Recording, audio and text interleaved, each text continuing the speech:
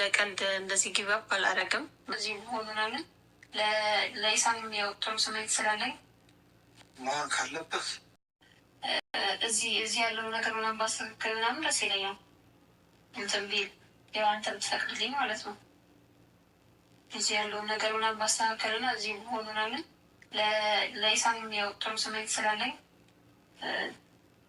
ያው ከበፊትም ፈልገው ነበር ታውቀዋለህ። ያው እንፈልገውም ወደውም ነበረና ከሱ እስከሚመጣ እየጠበኩ ነበር። አሁን ከሱ ስለመጣ ያው እንጂ በሸሪያ ነው አይደለም። ደግሞ ሁልጊዜ እንደዚህ ነው እንዲያርጌ አይሆንም። ለምን ጊዜ ማቃጠልም ያለብንም እኛ። ኢክሩ እንግዲህ የቤት ውስጥ በግ ናት፣ የውጭ ፍየል ናት። አባቷን በዚህ ናህል ማስረዳት ያቃተችው። አሰላሙ አለይኩም ወራህመቱላሂ ወበረካቱ። እንደውም የሌላ እምነት ተከታይ ሰላም እንዴት ናችሁ ቤተሰብ? እንግዲህ የሆነ ውጭ አገር ሲባል በጣም የተመቻቸ ነገር ይመስላቸዋል። እኛም እንደዛ መስሎን ነበር የተሰደር ነው። እና ስደት ኖራችሁም አልኖራችሁም በጣም ነው የሚያስጠላው። ቢያንስ እንኳን ችሎ እንኳን ከእናንተ ጋር የምትፈልጉት አገር ማይሄድ ወንድ ቢሆን አዎ ምርጫችሁ ታደርጉታላችሁ። ግን ሂሳም ደግሞ እንደው በሰላሙ ጊዜም ዱባይ ምናምን እየሄዱ እየተዝናኑ ናቸው። ቢያንስ አንቺ ማሻላ ተባረከላ ኢትዮጵያ ላይ ልክ እንደ ሀረብ ሴት ደስተኛ ሆነሽ የፈለሽውን ለብሰሽ የፈለሽውን በልተሽ ዝንጥ ብለሽ እየኖርሽ ነው። በዚህ ላይ ደግሞ አንቺ የምትወጂውን ሰው አብረሽ ስትኖሪ ደግሞ ካንቺ ጥቅም በላይ ካንቺ ደስታ በላይ አባትሽ ናቸው መደሰት ያለባቸው። እሳቸው እንዲያደርገውልኛል እንዲያርጎልኛል እንዲውለታ አለብኝ ደውሎ ይጠይቀኛል። ይሄ እኮ ውለታ አይደለም። ኒካ አልታሰረች ከሰው ይሉንታ ይልቅ የልጆቱን ደስታ ቢያስቀድሙ እኔ ደስ ይለኛል። አንቺም አባትሽን ማስረዳት አልቻልሽበትም። እንደዚህ አይደለም። አጠገባቸው ቁጭ በላይ ጺም ካላቸው ጺማቸውን እየጎተትሽ አባዬ እኔ ካንተ መለየት አልፈልግም፣ ካንተ ርቄ መሄድ አልፈልግም። ትዳር ማለት በአገር ነው በአካባቢ ነው ደስ የሚለው። ያኔ የተሻለ ኑሮ ከሆነ አዎ ሰው የተሻለ ኑሮ ሊፈልግ ነው የሚሄድ። አንቺ የአዲስ አበባ ውስጥ ቤት ተከራይተሽ ብቻሽን ድልቅቅ ብለሽ እየኖርሽ ነው። ምን ይሆናል? እሳቸው እንኳን ምርጫሽን ቢያከብሩልሽ ያንቺን ኑሮ እሳቸው አይኖሩትም። ደስተኛ ሆነሽ ስትኖሪ አንቺ ነሽ የምትደሰችበት።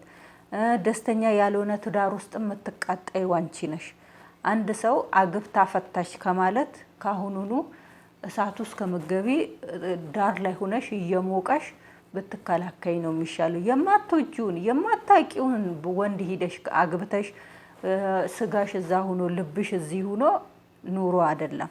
መወለድ ልጅ ይመጣል፣ አለመስማማት ይመጣል። የማትወጂ ሰው ጋር በጣም ነው የሚቀፈው። እና አንቺ አባትሽን ማስረዳት ማሳመን 3-4 ቪዲዮ መስራት አይጠበቅብሽም። አንቺ ራሱ በአንድ ከላም ማስረዳት ትቻለሽ። አንቺ ራሱ አባትሽን ማስረዳት አልቻልሽበትም። እና ያለፈው እሳቸው ውስጥ እንዲቀር የምታደርጊው አንቺ ንግግር አላወቅሽበትም። እሱ ለኔ እንደዚህ ነው፣ እኔ መሄድ አልፈልግም፣ እኔ ከሱ ተለይቼ ሌላ ወንድ ጋር መኖር አልፈልግም፣ እዚህ ጋር የደረስኩት ከሱ ጋር ነው። በፊት እሱን ሳላይና እሱ ጋር ከሆነ ለውጤ ምን ያህል ነው?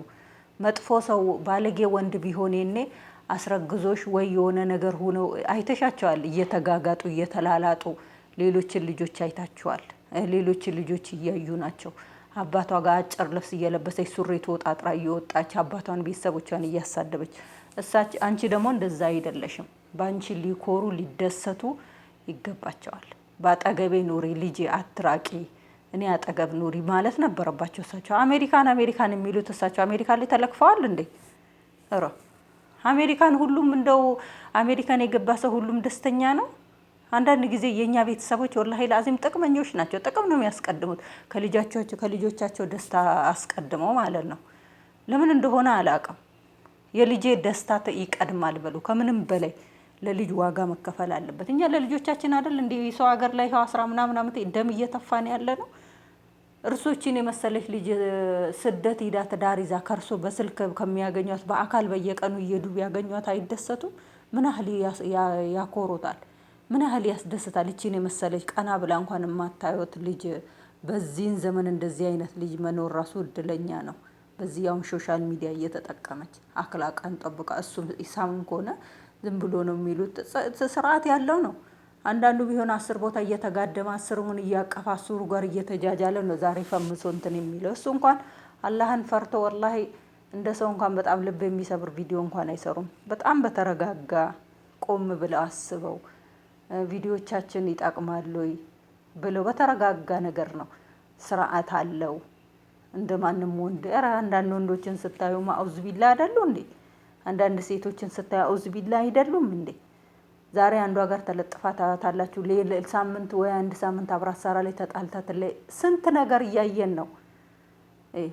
አባትየውን በደንብ የሚያስረዳ ሰው ጠፋ። እሷማ ማስረዳት አትችልም፣ ወላሂ አትችልም። በዚህን አይነትማ በቃ መሄዷ ነው፣ ወላሂ መሄዷ ነው። እኔ ራሱ ትዕግስቴ ነው ያለቀው ማለት ነው። እንደው ጭራሽ ንግግር አትችልበትም ወላሂ። ቀና ብላ እንኳን ማየት እየፈራች እናቴ። ዛሬን ጊዜ አንቺስ እንደው በደጉ ዘመን ነው የተወለድሽው። እውነትም አንቺ እንኳን በደህና ጊዜ ላይ ነው ያለሽው እናቴ። አባትሽን እንደዚህ ፈርተሽ አላህ ይጨምርልሽ።